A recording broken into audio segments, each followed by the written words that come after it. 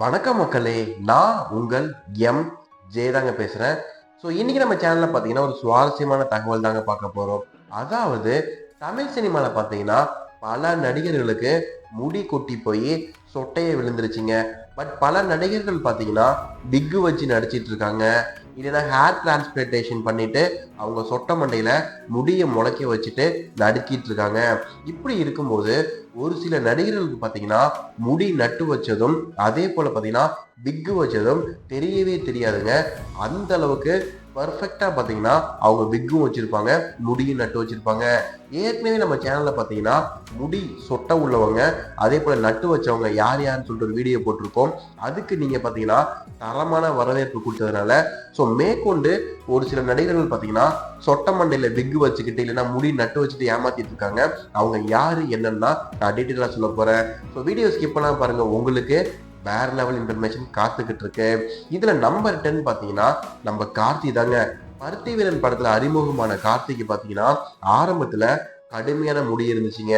தன்னோட அண்ணன் போலயே பாத்தீங்கன்னா இவருக்கும் மெல்ல மெல்ல முடி கொட்ட ஆரம்பிச்சிருச்சு. கார்த்திக் பாத்தீங்கன்னா சகுனி படம் அதே போல பாத்தீங்கன்னா சிறுத்தை படம் டைம்ல எல்லாம் சைட்ல பயங்கரமா ஏறி போச்சுங்க. இதுக்காக கார்த்தி பாத்தீங்கன்னா ஒரு சில படங்கள்ல பிக் வச்சு நடிக்க ஆரம்பிச்சாரு. பட் கார்த்திக் பாத்தீங்கன்னா லண்டன்ல ஹேர் டிரான்ஸ்பிளேஷன் பண்ற விஷயம் தெரிஞ்சிருக்கு. அங்க போயிட்டு கார்த்தி பாத்தீங்கன்னா முன்னாடி ஃபுல்லா ஹேர் டிரான்ஸ்பிளேஷன் பண்ணிட்டு வந்துட்டாருங்க. இப்ப அவருக்கு முன்னாடி இருக்கிற முடி எல்லாமே பாத்தீங்கன்னா சொட்டையில நட்டு வச்ச முடிதாங்க. நீங்க இதுக்கு முன்னாடி எடுத்த படங்களையும் இப்ப எடுத்த படங்களையும் பாருங்களேன், நல்லாவே டிஃபரன்ஸ் தெரியும். ஸோ கார்த்திக் சொட்டை விழுந்தது உண்மை, பட் அவர் முடிய நட்டு வச்சதும் உண்மைதாங்க. அதுக்கு அடுத்தது பாத்தீங்கன்னா சிபிராஜ் தாங்க. சிபிராஜ் யார் தெரியுமா? நம்ம சத்யராஜோட பையன் தாங்க. ஸ்டூடெண்ட் நம்பர் 1 அப்படிங்கிற படம் மூலியமா அறிமுகமான சிபிராஜுக்கு பாத்தீங்கன்னா வாழ்க்கையில படாத கஷ்டம் கிடையாதுங்க. இவருக்கு நல்ல படங்களும் அமையல, அமைஞ்ச நல்ல படங்களும் இவருக்கு ஹிட்டா அமையல. தன்னோட அப்பாவோட புகழாலே இவர் பாத்தீங்கன்னா ரொம்பவே சறுக்கலுக்கு ஆளானாருங்க. சிவராஜ் நடிச்ச ஒரு சில படங்கள் தான் ஹிட் ஆயிருக்கு. அந்த படங்கள்லயும் பாத்தீங்கன்னா வடிவேல் காமெடி இல்லைன்னா சத்யராஜ் நடிச்சதுனால அந்த படங்கள் ஓடுச்சுன்னு சொன்னதுனால நம்ம சிவராஜ் மிகுந்த மன உளைச்சலுக்கு போனாரு. மன உளைச்சலின் விளைவு முடி கொட்ட ஆரம்பிச்சிருச்சுங்க. ஏற்கனவே சத்யராஜுக்கு சொட்ட அதே போல சிபிராஜுக்கு மன உளைச்சல் பிளஸ் அப்பாவோட ஜீனுங்கிறதுனால முடி சரசரன்னு கொட்ட ஆரம்பிச்சிருச்சு. முடி கொட்டுறதை பார்த்து நம்ம சிபிராஜ் பார்த்தீங்கன்னா எவ்வளோ ட்ரீட்மெண்ட் எடுத்திருக்காருங்க. இதுக்காகவே சத்யராஜ் நடிச்ச 2 படத்தோட சம்பளத்தை வாங்கி சிபிராஜ் முடிக்கு ட்ரீட்மெண்ட் பண்ணியிருக்காரு. பட் விளைவு முடி வளரவே இல்லைங்க. ஹேர் டிரான்ஸ்பிளேஷனும் இவருக்கு செட் ஆகலை. ஏன்னா நம்ம சிபிராஜுக்கு ஹெவியான சுகர் இருந்திருக்குங்க. ஸோ சிபிராஜ் கடைசியில் என்ன பண்ணாருன்னா விக் வச்சுக்க ஆரம்பிச்சிட்டாரு.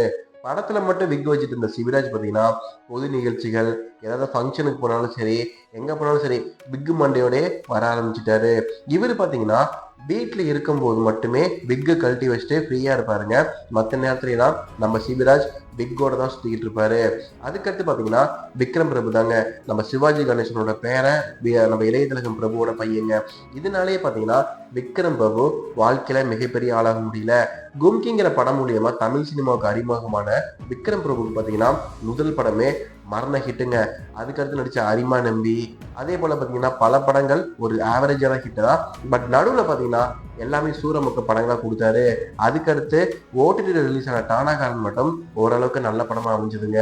என்னதான் விக்ரம் பிரபு மிகப்பெரிய பணக்கார குடும்பமா இருந்தாலும் இவருக்கு சுவையான சூப்பரான சொட்டை விழுக ஆரம்பிச்சிருச்சு. விக்ரம் பிரபு பார்த்தீங்கன்னா எப்படியாவது இதை முடி வளர வைக்க ஆகணும்னு சொல்லிட்டு லண்டன், அமெரிக்கா, ஆஸ்திரேலியா, ரஷ்யா இந்த 4 நாடுகளில் உள்ள மிகப்பெரிய முடிநடும் கம்பெனி, அதாவது முடி நடும் கம்பெனிகளுக்கு ஃபோன் பண்ணி பேசி அங்கே போயுமே பார்த்தீங்கன்னா ட்ரீட்மெண்ட் எடுத்துக்கிட்டாரு. ஃபர்ஸ்ட் பார்த்தீங்கன்னா லைட்டாக பேட்ச் ஒர்க் பண்ணி அந்த சொட்டையை மறைச்சாங்க. பட் நாளடைவில் அந்த சொட்டை ரொம்பவே டெவலப் ஆகும். விக்ரம் பிரபு பார்த்தீங்கன்னா இல்லை பிக்கெல்லாம் வைக்க முடியாது, நான் ஹேர் டிரான்ஸ்பிளேஷன் பண்ணிக்கிறேன்னு சொல்லிட்டு 2 வருஷம் ட்ரீட்மெண்ட் இருந்து விக்ரம் பிரபு தன்னோட சொட்டையில முடி வளர்க்க ஆரம்பிச்சிட்டாரு. இப்போ ரொம்பவே அற்புதமாக அவர் மண்டையில முடி வளர்ந்துகிட்டு இருக்குங்க. விக்ரம் பிரபுக்கு சொட்டை விழுந்தது உண்மை, ஆனால் அவர் விக்கு வைக்கல, முடிய நட்டு வச்சு இப்போ தண்ணி ஊற்றி வளர்க்க ஆரம்பிச்சிட்டாரு. அதுக்கடுத்து பாத்தீங்கன்னா சமுத்திரக்கனி தாங்க. சமுத்திரக்கனி பாத்தீங்கன்னா ஒரு பழம்பெரும் நடிகர், இயக்குனர், தெலுங்கு, ஹிந்தி, தமிழ், மலையாளம் சொல்லிட்டு எல்லா மொழிகளிலுமே நடிச்சிட்டு இருக்க ஒரு சூப்பரான நடிகருங்க. ஸோ இவருக்கு பார்த்தீங்கன்னா ஆரம்ப காலத்தில் ரொம்பவே அடர்த்தியான முடிதாங்க இருந்துச்சு. ஸோ அதுக்கடுத்து மெல்ல மெல்ல உள்ளே ஏற ஆரம்பிச்சிருச்சுங்க. சமுத்திரக்கனி பார்த்தீங்கன்னா பண்ணாத ட்ரீட்மெண்ட் இல்லைங்க. மூலிகை வைத்தியம், ஆயுர்வேத வைத்தியம் இப்படின்னு சொல்லிட்டு பல விஷயங்கள் பண்ணியிருக்காரு. பட் இவருக்கு பார்த்தீங்கன்னா சொட்டை கண்ட்ரோலே ஆகலை. கடைசியில பாத்தீங்கன்னா நம்ம சமுத்திரக்கனி என்ன முடிவு பண்ணாருன்னா பிக்கு வச்சுக்கலாம் அப்படின்ற முடிவுக்கு வந்தாரு. ஒரு சில படங்கள்ல பாத்தீங்கன்னா சமுத்திரக்கனி பிக்கு வச்சு நடிப்பாரு. ஒரு சில படங்கள்ல பாத்தீங்கன்னா சொட்டமண்டையோட நடிப்பாருங்க. அவர் பாத்தீங்கன்னா கொஞ்சம் வயசான கேரக்டர் நடிக்கிறாருல, அதனால சொட்டமண்டையோட நடிச்சா அது கேரக்டர் ஆப்டா இருக்கும்னு சொல்லிட்டு சமுத்திரக்கனி சொட்டமண்டையோட நடிப்பாரு. ஃபங்க்ஷனுக்கு வந்தா மட்டும் நம்ம சமுத்திரக்கனி பிக் வச்சுட்டு வருவாரு, இல்ல கேப் போட்டு வருவாரு. மற்றபடி சமுத்திரக்கனி தன்னோட சொட்டைக்காக எந்த விதமான ஸ்டெப்புமே எடுக்கலங்க. சமுத்திரக்கனி பாத்தீங்கன்னா எங்க போனாலும் சொட்டமண்டையோட தான் வருவாரு.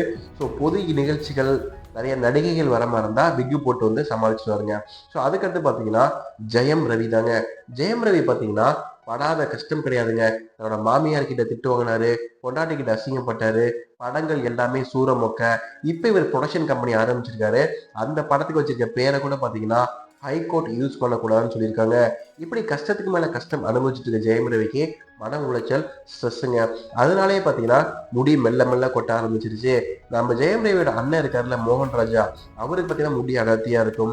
அதே போல ஜெயம் ரவியோட அப்பாவுக்கும் பாத்தீங்கன்னா முடி கடுமையா இருக்கும். பட் ஜெயம் ரவிக்கு மட்டும் சைட்ல ஏற ஆரம்பிச்சிருச்சுங்க. பேராண்மை படம், அதே போல பாத்தீங்கன்னா தனி ஒருவன் படத்துல பாத்தீங்கன்னா நல்லாவே தெரியும் சொட்டை ஏறினது. பட் இப்ப பாத்தீங்கன்னா அடர்த்தியா இருக்கு அமேசான் கார்டு மாதிரி. அது வேற ஒன்றும் கிடையாது, இவரு ஹேர் டிரான்ஸ்பிளான்டேஷன் பண்ணிட்டாரு. பேட்ச் ஒர்க் பார்த்ததும் உண்மைதான், பிக் வைக்க கூடாது, ஏன்னா இப்பதானே கொஞ்சம் கொஞ்சமா நடிச்சு முன்னேறிட்டு வராரு. ஸோ சொட்டை இருந்தா இவருக்கு மார்க்கெட் போயிருன்னு சொல்லிட்டு இவரு ஹேர் டிரான்ஸ்பிளான்டேஷன் பண்ணிட்டாருங்க. ஸோ அதுக்கடுத்து பாத்தீங்கன்னா இளைய திலகம் பிரபு தாங்க. சிவாஜி கணேசனோட பையனா அந்த இளைய திலகம் பிரபு பாத்தீங்கன்னா சொட்டை ஆரம்ப கட்ட காலத்திலேயே வந்துருச்சுங்க.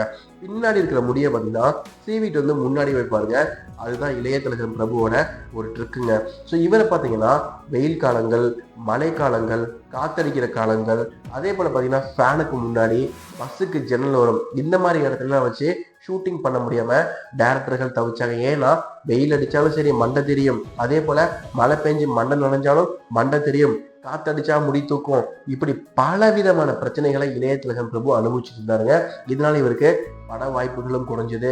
கடைசி நம்ம இளைய திலகம் பிரபு என்ன முடிவு பண்ணாருன்னா பிக் வச்சுக்கலான்னு முடிவு பண்ணிட்டாங்க.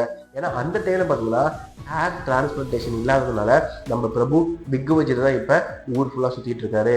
ஸோ அதுக்கடுத்து பாத்தீங்கன்னா நம்ம நவரச நாயகன் கார்த்தி தாங்க. கார்த்திக்கும் பாத்தீங்கன்னா சரியான சுட்டாங்க. இவருக்கு பாத்தீங்கன்னா பின்னாடி இருக்கிற முடியை விட முன்னாடி கொஞ்சம் கூட இல்லைங்க, இங்க இருக்கிற முடியை அப்படியே சீவிட்டு வந்து இங்க வைப்பாருங்க. அப்படிப்பட்ட கார்த்தியும் பிக் வச்சுட்டு தான் அலைஞ்சிட்டு இருக்காரு. பட் இவர் அப்பவே பாத்தீங்கன்னா அமெரிக்கா ரஷ்யாவுக்கு போயிட்டு முடி நட்டுக்கலான்னு சொல்லிட்டு யோசிப்பாரு போலங்க. பட் அந்த காலத்துல பாத்தீங்கன்னா முடி நடுறதுக்கு ஏகப்பட்ட செலவாகிறதுனால கார்த்தி பாத்தீங்கன்னா அந்த விஷயத்த அப்படியே டிராப் பண்ணிட்டு விக் வைக்க ஆரம்பிச்சாரு. ஸோ பொது நிகழ்ச்சிகளுக்கு போனா விக் வச்சுட்டு போவாரு, மற்றபடி வீட்டுல பாத்தீங்கன்னா ரொம்பவே ஃப்ரீயா தாங்க இருப்பாரு. ஏன்னா அவருக்கு மண்டையில முடியலாது கொஞ்சமே ஃப்ரீயா தாங்க இருக்கும். ஸோ அதுக்கடுத்து பாத்தீங்கன்னா மோகன்லால் தாங்க. மலையாள திரை உலகோட ஜாம்பவனா இருக்க மோகன்லாலுக்கும் சரியான சொட்டங்க. பட் இப்போ இவருக்கு பார்த்தீங்கன்னா பிக் வச்சிருக்காருங்க. ஸோ மோகன்லால் பார்த்தீங்கன்னா மலையாளங்கிறது, அதாவது கேரளாங்கிறதுனால அங்கே மூலிகைகள் வைத்தியம் அது இதுன்னு சொல்லிட்டு ஏகப்பட்டது பயன்படுத்தினாரு. பட் இவரால் பார்த்தீங்கன்னா சொட்டையை மட்டும் கண்ட்ரோல் பண்ணவே முடியலங்க. என்ன விதமான பயிற்சிகள் மேற்கொண்டாலும், எந்த விதமான மருந்துகள் யூஸ் பண்ணாலும் நம்ம மோகன்லாலால சொட்டையை கண்ட்ரோல் பண்ணவே முடியல. ஸோ கடைசியில் இவர் பார்த்தீங்கன்னா பிக்குக்கு மாறிட்டாருங்க. இவர் ஹேர் டிரான்ஸ்பிளான்டேஷன் அதை பற்றி யோசிக்கவே இல்லை, டோட்டலா பிக்குக்கு மாறிட்டாருங்க. ஸோ அதுக்கடுத்து பார்த்தீங்கன்னா நம்ம பாகுபலி பிரபாஸ் தாங்க. இவருக்கும் பார்த்தீங்கன்னா இளம் வயதிலேயே சொட்டை விழுந்துருச்சு. அந்த சொட்டைக்காக இவர் பார்த்தீங்கன்னா பலவிதமான மன உளைச்சலுக்கு ஆளானாரு. இவருக்கு ஜீன் சொட்டை தாங்க. ஸோ அதனாலே பிரபாஸ் பார்த்தீங்கன்னா இப்போ பிக் வச்சுட்டு தான் சுத்திட்டு இருக்காரு. இவரும் பார்த்தீங்கன்னா ஹேர் டிரான்ஸ்பிளான்டேஷன் பண்றதுக்காக பல கோடிகள் செலவு பண்ணாரு. பட் இவருக்கு பார்த்தீங்கன்னா சுகர் இருக்கிறதுனால இவருக்கு இப்போ டோப்போவை வச்சு தான் ஏதோ மேட்ச் பண்ணிட்டு இருக்காங்க. ஸோ கடைசியாக பார்த்தீங்கன்னா நம்ம தளபதி விஜய் தாங்க. தளபதி விஜய்க்கு பார்த்தீங்கன்னா ஆரம்பத்துலேருந்து சுருட்ட முடியுதாங்க. இவருக்கு பார்த்தீங்கன்னா இந்த பைரவா டைம்ல டோட்டலாக சொட்டை விழுந்துருச்சுங்க. ஸோ அதுக்கடுத்து தளபதி விஜய் என்ன பிளான் பண்ணாருன்னா நம்ம ஹேர் டிரான்ஸ்பிளான்டேஷன் பண்ணலாம்னு சொல்லிட்டு லண்டனுக்கு போயிட்டு அங்கே முடி நடும் வைத்தியம் பண்ணிட்டு வந்துட்டாருங்க.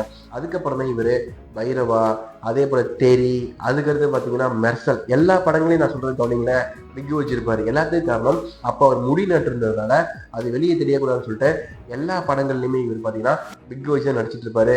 பட் அந்த ஹேர் டிரான்ஸ்பிளான்டேஷன் பார்த்தீங்கன்னா பலன் கொடுக்கலங்க. இப்போ இவருக்கு ஃபுல் சொட்டையாயிடுச்சு, முன்னாடியெல்லாம் சொட்டை. ஸோ அதனால நம்ம விஜய் பார்த்தீங்கன்னா பிக் வச்சு தான் ஓரளவுக்கு மேட்ச் பண்ணிட்டு இருக்காரு. ஸோ இப்படி இந்த 10 நடிகர்களுக்கும் பார்த்தீங்கன்னா கோடிக்கணக்கில் சொத்து இருந்தாலும் சொட்டையை மட்டும் கண்ட்ரோல் பண்ணவே முடியலங்க. இந்த சொட்டை பிரச்சனை அவங்களுக்கு மட்டும் கிடையாது, நம்ம எல்லாருக்குமே இருக்கு.